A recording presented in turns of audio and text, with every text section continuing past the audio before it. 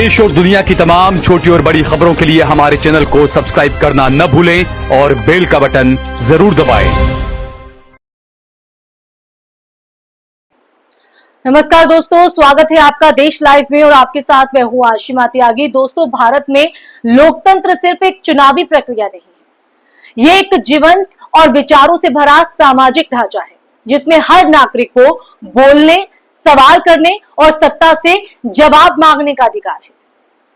लेकिन जब सत्ता और न्यायपालिका की भाषा एक जैसी हो जाए और सवाल करने वाले को कटघरे में लाकर खड़ा कर दिया जाए तो ये लोकतंत्र के लिए खतरे की घंटी साबित होती है। तो आज मैं इस बारे में क्यों बात कर रही हूं? दरअसल यही हुआ है जब सुप्रीम कोर्ट ने राहुल गांधी की तरफ से 2022 में भारत चीन सीमा झड़प पर की गई टिप्पणी को लेकर नाराजगी जताई। ये नाराजगी सिर्फ एक व्यक्ति पर नहीं थी दोस्तों, बल्कि अगर देखा जाए तो एक पूरे विपक्ष की आवाज पर थी। और अब इसी नाराजगी का जवाब जो है वो प्रियंका गांधी वाड्रा ने दिया है। उन्होंने कहा कि सच्चा भारतीय कौन है ये तय करने का अधिकार किसी जज को नहीं,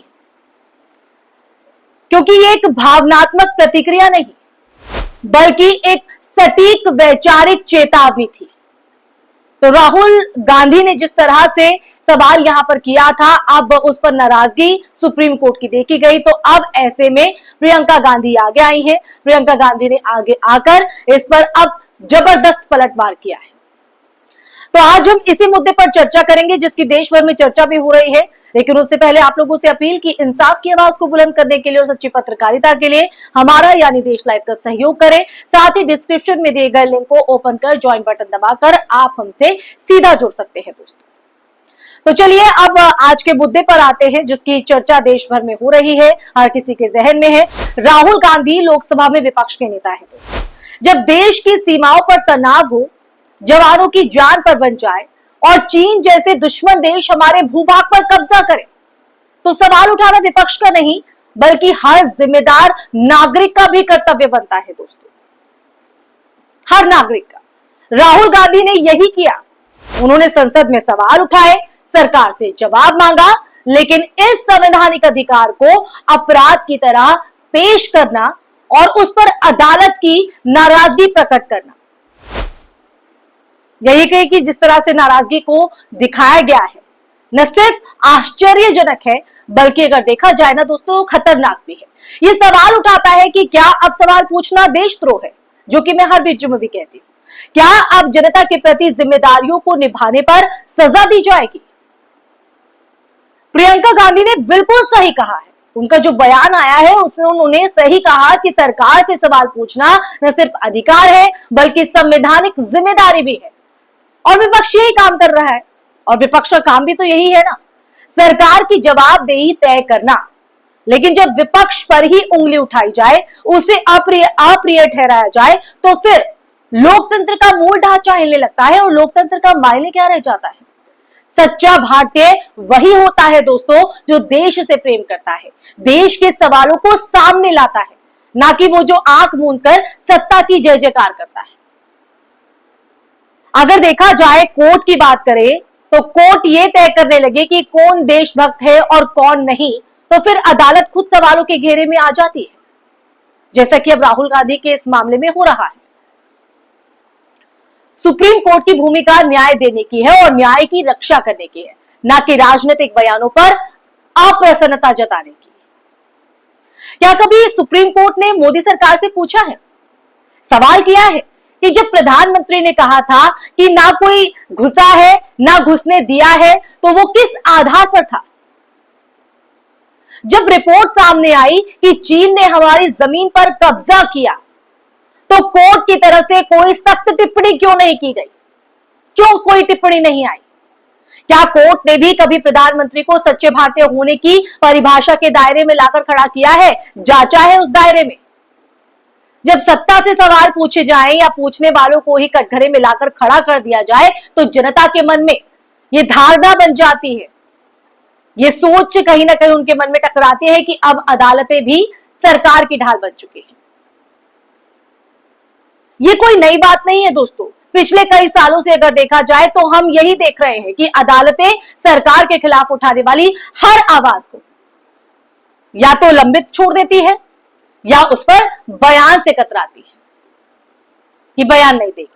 लेकिन जब विपक्ष का नेता कुछ बोले तो अदालत तुरंत प्रतिक्रिया देती है, तुरंत एक्शन भी लेती है। ये चयनात्मक चेतना देश के लोकतांत्रिक ताने बाने, यानी कि जिस लोकतंत्र से हम जाने पहचाने जाते हैं, उस ताने बाने को कमजोर करती है, माफ कीजिएगा, कमजोर करती है। प्रियंका गांधी का बयान इसीलिए प्रासंगिक है क्योंकि ये सवाल उठ रहा है कि क्या अब विपक्ष का अस्तित्व समाप्त किया जा रहा है?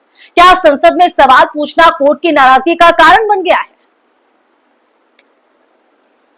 प्रियंका गांधी ने तो यह भी कहा दोस्तों कि मेरे भाई ने कोई अपराध नहीं किया है, सिर्फ सवाल पूछा है। उन्होंने सरकार से सवाल पूछे हैं, ये उनका संवैधानिक अधिकार है, विपक्ष के नाते भी और एक देश के नागरिक होने के नाते भी। ये वाक्य है, ये वाक्य हर उस नागरिक के लिए चेतावनी है जो अपने अधिकारों को लेकर सजग है, जागरूक है। अगर आज राहुल गांधी को अदालत में जवाब देना पड़ रहा है ना दोस्तों, तो कल वही स्थिति एक पत्रकार, एक सामाजिक कार्यकर्ता या एक छात्र के लिए भी हो सकती है, बन सकती है, इसमें कोई दो राय नहीं। ये सिर्फ एक व्यक्ति की बात नहीं है दोस्तों, ये पूरे लोकतांत्रिक समाज की आवाज की बात है जिसको दबाने की कोशिश हो रही है। क्या सत्ता का जवाब देने का कर्तव्य नहीं है?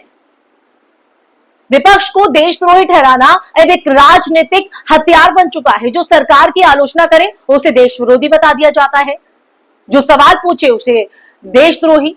अब इसी सोच की जो परछाई है वो न्यायपालिका पर भी पड़ती दिखाई दे रही है। यही वजह है दोस्तों कि आज हम इस पर संवाद आप लोगों से कर रहे हैं। देश लाइव ये मुद्दा लेकर आए, लेकिन जब न्याय का मंदिर में सत्ता की भाषा बोलने लगे तो वहां न्याय नहीं रह जाता, सिर्फ सत्ता का अनुवादक बचता है।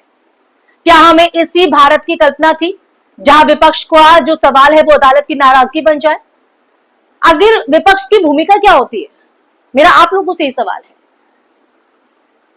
लेकिन सरकार की चुप्पी पर अदालत चुप रहती है। ये याद रखना होगा दोस्तों कि भारतीय लोकतंत्र की आत्मा विचारों की विविधता में है। अगर इस आत्मा का गला घोटा गया ना, इस आवाज को दबाया गया ना, तो संविधान सिर्फ कहीं ना कहीं एक दस्तावेज रह जाएगा। इस संविधान की रक्षा केवल जजों की जिम्मेदारी नहीं बल्कि जनता की भी है, यानी आपकी और हमारी भी है। और जब जनता चुप हो जाए, जब विपक्ष दबा दिया जाए और अदालतें खामोश रहे, तो फिर लोकतंत्र की लाश संसद के फर्श पर पड़ी दिखाई देती है। प्रियंका गांधी का अगर बयान की बात करें तो ये बयान सत्ता को नहीं, उस न्यायपालिका को भी एक आईना दिखाने की कोशिश है जो आज सवालों से घबराने लगी है। उन्होंने कहा कि देशभक्ति किसी संस्था की मोहर से नहीं आती, ये दिल से आती है, अंदर से आती है। क्या यही बात आज न्याय के स्तंभ को नहीं समझनी चाहिए? क्या अदालत को यह नहीं दिखाई देता कि विपक्ष की आवाज को दबाना संविधान का अपमान है? विपक्ष का काम क्या है? विपक्ष का काम है सवाल उठाए, वो ऐसे मुद्दे लेकर आए जो सरकार को नहीं दिखाई दे रहे हैं। और इस बात को कहीं ना कहीं कोर्ट को भी समझना होगा। अदालत को नहीं दिखता कि विपक्ष की आवाज को दबाना संविधान का अपमान होता है। क्या आज अदालतें ये सोचने को तैयार है कि उनकी चुप्पी भी इतिहास में दर्ज होती है? ये सवाल दोस्तों इसलिए क्योंकि ये मुद्दा अपने आप में गंभीर है, देश के लिए, हमारे लिए। सवाल अब अदालत से है, आप किसके साथ हैं? उस संविधान के जिसने आपको ये कुर्सी दी, या उस सत्ता के जो आपको अपने राज के एजेंडे का हिस्सा बना रही है, अपने मोटो का हिस्सा बना रही है? जनता जवाब मांगेगी और इतिहास फैसला करेगा। तो आज जब प्रियंका गांधी ने अपने भाई के लिए आवाज उठाई है, जबरदस्त पलटवार किया है, तो वो दरअसल पूरे लोकतंत्र के लिए खड़ी हुई है। वो सिर्फ अपने भाई के लिए, राहुल गांधी के लिए नहीं खड़ी हुई है।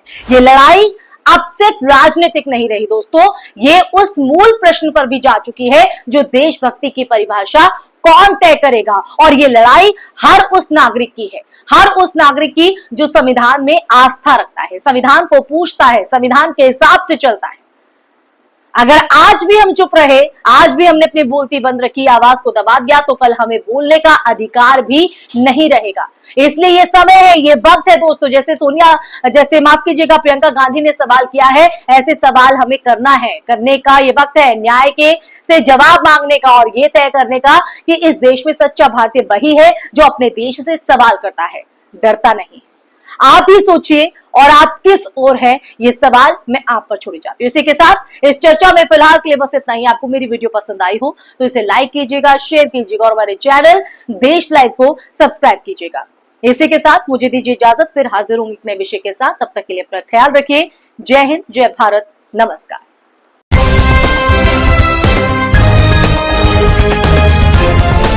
देश और दुनिया की तमाम छोटी और बड़ी खबरों के लिए हमारे चैनल को सब्सक्राइब करना न भूलें और बेल का बटन जरूर दबाएं।